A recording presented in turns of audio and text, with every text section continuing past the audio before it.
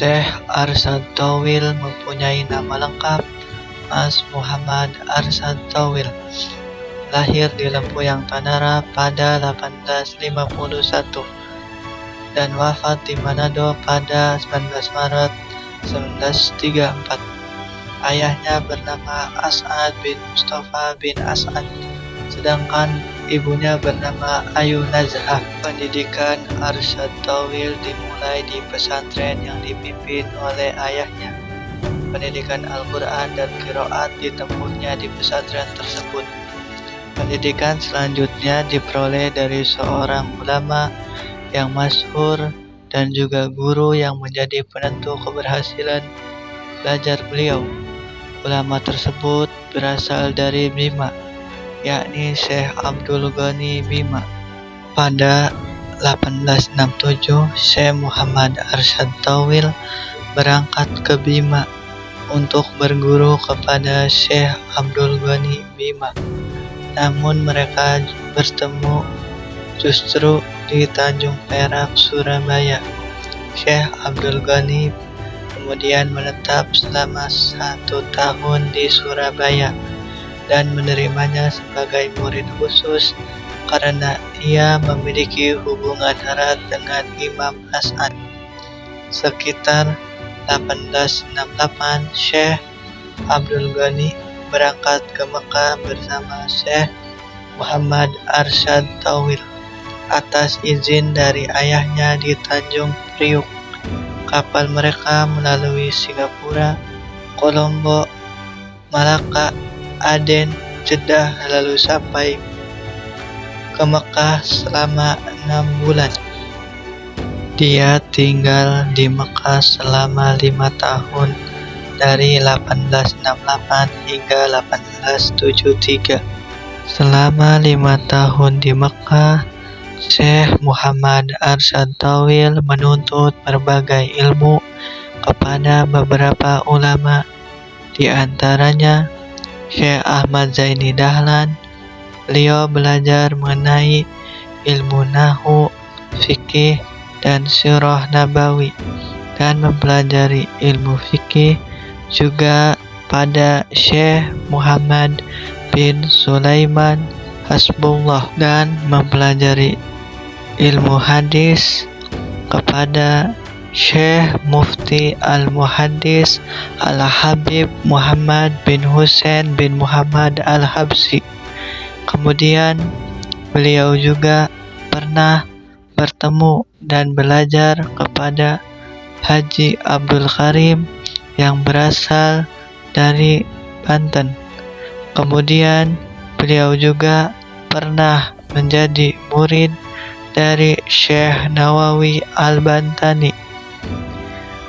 Hubungan mereka sangat dekat, bahkan Syekh Muhammad Arsyad Thawil berhasil mengilhami salah satu ajaran beliau yang berasal dari kitab Tausik Ibnu Qasim Al-Wazi Qut Al-Habib Al-Gharib. Kitab ini membahas konsep jihad. Pada 1872 atau 1873, beliau mendapat kabar bahwa ayahnya meninggal dunia di Betawi. Kemudian beliau kembali ke Jawa. Di Jawa beliau tinggal selama 3 tahun, dan setelah itu kembali lagi ke Mekah pada 1295 Hijriah atau 1875.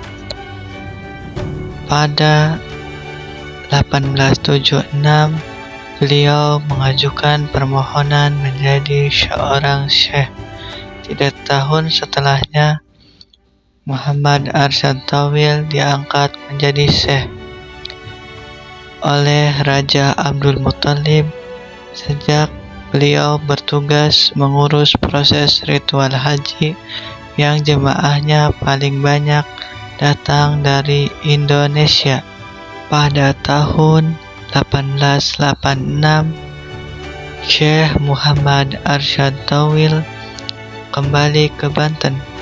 Pada waktu itu, Banten sedang dalam kondisi yang tidak baik. Rakyat dan petani Banten telah memulai mempersiapkan taktik untuk melawan para penjajah Belanda. Peran ulama sangat diperlukan pada waktu itu, sehingga Syekh Muhammad Arsyad Tawil yang baru datang harus terlibat dalam peristiwa tersebut dan ikut dari mulai persiapan sampai puncak melawan penjajahan Belanda. Pada 9 Juli malam 1888, Cilegon diduduki sekitar 100 orang pemberontak. Mereka bergerak dari rumah Haji Iskak. Kekerasan, pembunuhan, penyiksaan, dan penyerahan terjadi. Penguasa Belanda dan pejabat-pejabat pribumi bentukan kolonial menjadi sasaran kemarahan massa. Pada 13 Juli 1888, pemberontakan itu berhasil dipadamkan. Serdadu Belanda ditempatkan di Cilegon.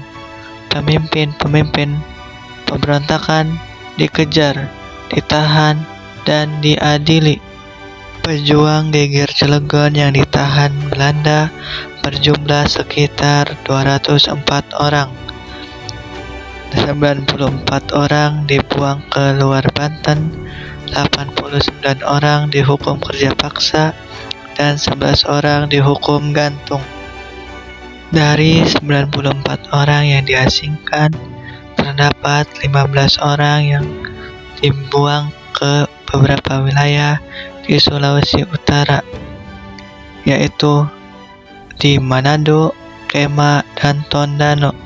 Yang diasingkan di Kema, salah satunya adalah Syekh Arsyad Tawil. Dalam sejarah Sulawesi Utara, di daerah Kema terdapat satu penjara yang disebut oleh para kolonial dengan sebutan Bandar Kema.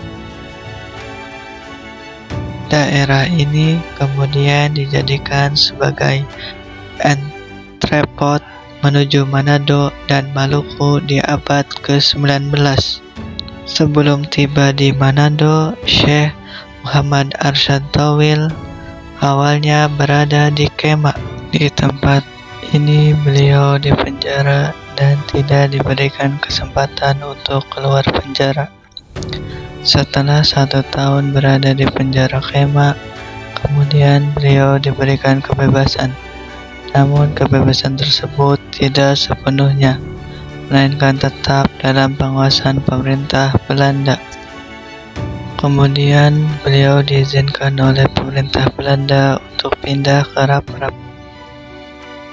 yang berada di Air Madidi. Pada waktu itu Raprap merupakan daerah konflik antara mayoritas dan minoritas, sehingga keberadaan Haji Arsyad Tawil di Raprap dipandang sebagai solusi masyarakat di sana. Dengan kebijaksanaannya, beliau mampu mengetengahkan ketika terjadinya suatu konflik sosial di sana. Di Raprap jugalah beliau menikah untuk kedua kalinya dengan seorang gadis Minahasa bernama Magdalena Runtuh. Setelah masuk Islam berganti nama menjadi Tarhima Magdalena Runtuh. Pada 1895, beliau meminta izin kepada pemerintah Belanda untuk bisa berdakwah keluar Raprap. Pemerintah Belanda mengizinkan hal itu.